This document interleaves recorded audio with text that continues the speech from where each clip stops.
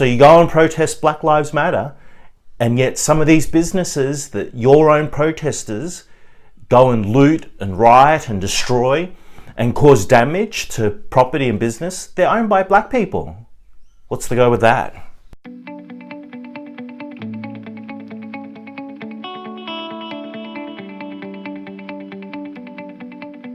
Good morning, it's Sunday the 21st of June 2020. I hope you've had an enjoyable week, and if you enjoy this video, please like and subscribe. This week I lost 0.1 of a kilo, so I now weigh 100.7 kilos. I'm getting close to breaking that 100 kilo mark, but I lost a 0.1 of a kilo and I weigh 100.7 kilos. We're also going to add another $100 onto our savings and investment fund for our savings and investment challenge. So we now have $800, 8 weeks adding $100 each. So we're saving that money, and hopefully when we get to that $1,000, we're going to invest that money. So $800, week 8 savings and investment challenge. This week I want to talk about the importance of knowing your history. We have seen over the past month, as a result of the death of George Floyd in Minneapolis, and the protests and the rioting and the looting, we've seen how it has caused tremendous tension, consternation, violence and division over in the United States. Those protests that we've seen in the United States has now spread across the world. We saw protests in London, protests in Germany, protests in South America, in Africa, in Asia. We also saw protests here in Australia. And the focus on those protests has been about Black Lives Matter, the concern amongst some in our community about structural racism. And on the one hand, I have no problem with people protesting on the streets in the sense of you have freedom of speech, you have a right to express your view, and if you are not happy with the way society is progressing, the way things that you may see is not just or is not right, you do have a right to express your protest, to express your concerns. The ultimate protest, of course, is the right to vote. If you do not like what your government, or if you do not like what your member of parliament or your leaders are doing, or if you're not happy with the way that they are leading the country, you have that right of protest through going to that ballot box every 3 or 4 years and expressing your protest, expressing your concerns, and to vote these people out. Ronald Reagan spoke about people at the end of the day, if they're not happy with a particular issue or things that in their society that they're not happy with, they'll vote with their feet. They'll either move, or they'll vote out their leaders and put someone else that they hope will actually listen and respond and act according to their wishes. The problem I have is that these protests have become violent. I am not a fan of rioting. I am not a fan of looting. All you do when you engage in those sort of extreme measures is that you nullify, you neutralize, you bring to naught your concerns. We have a lot of people protesting Black Lives Matter, but they go and loot and they damage property, they damage businesses. Unfortunately, we've seen people who have died as a result of the violence that we've seen on the streets throughout the United States. 45 police officers, and I'm sure that number has grown even more. We've seen protesters who have died. Unfortunately, they've become caught in the crosshairs, caught in the crossfire of the violence that we've seen on the streets of the United States, and in particular in New York, in Los Angeles, and in Minneapolis. And what's even crazier, those businesses, particularly in Minneapolis, that have been looted or destroyed or set on fire and have gone up in flames, these businesses are owned by black people. So you go and protest Black Lives Matter, and yet some of these businesses that your own protesters go and loot and riot and destroy and cause damage to property and business, they're owned by black people. What's the go with that? I think it's nonsense. And all you do is you damage your movement by doing that sort of stuff. When it comes to history, in the past couple of weeks, as we've seen protests go global, in London, in Australia, in parts of Africa, in parts of Europe, in Canada, the protests have descended into not only an issue about injustice, issues to do with race, issues to do with social inequality, but it's morphed into we hate our country, we hate our culture, we hate our traditions. Now, on the one hand, no country is perfect. We speak about the United States being the superpower of the world. And on the one hand, while it has the most powerful military on the face of the earth, the United States has problems with inequality, problems with race that have yet to be dealt with. Keep in mind, the Founding Fathers referred to the United States as an imperfect republic.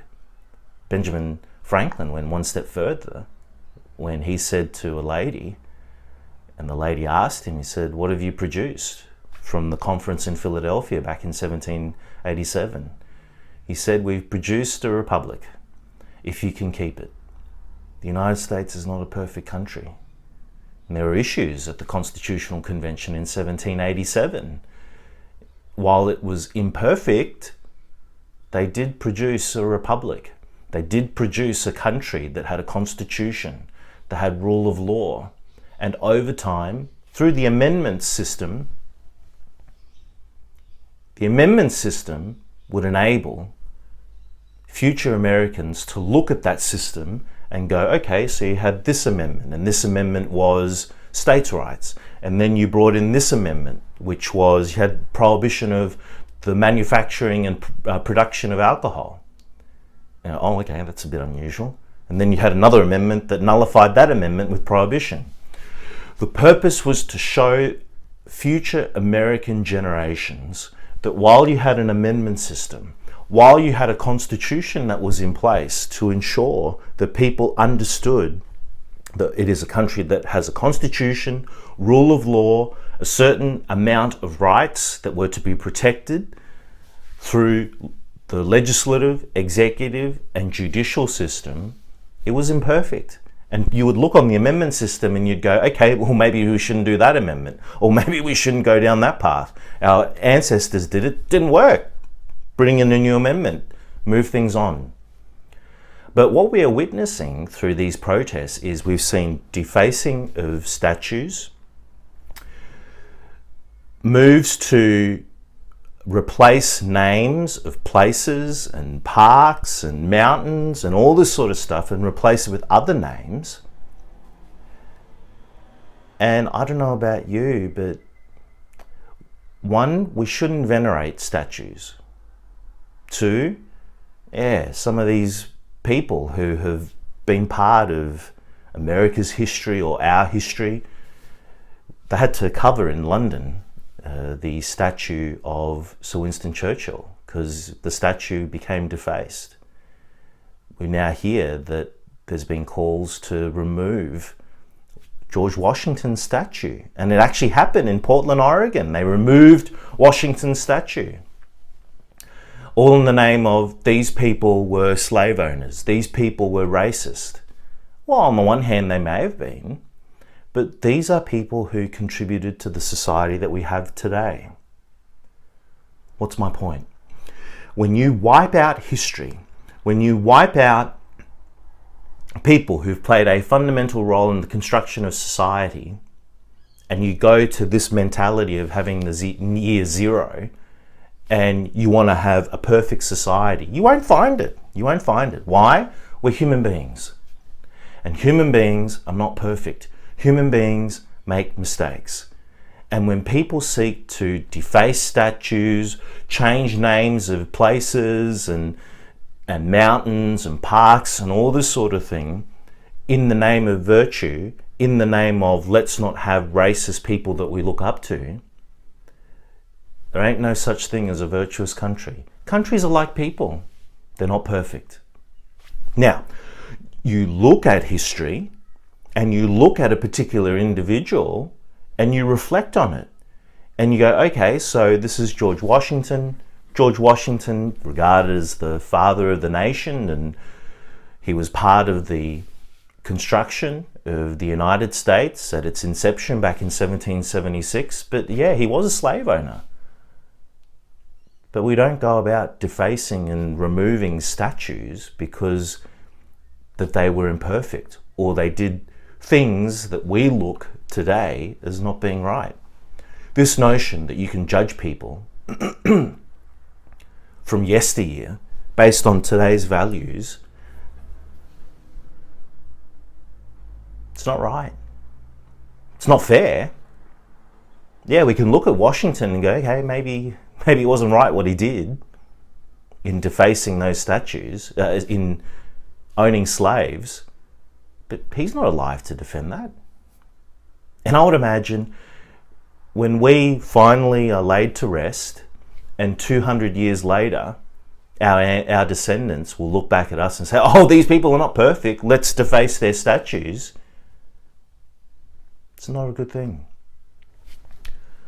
We look at history from the lens of what's the lessons that we can learn, what happened in these particular situations, and we reflect. We may honour those who have contributed to the construction of society, but at the same time we go, okay, well maybe we shouldn't do that. Maybe we shouldn't pursue this particular idea or ideal. And this notion that you can just wipe out history because these people are not perfect,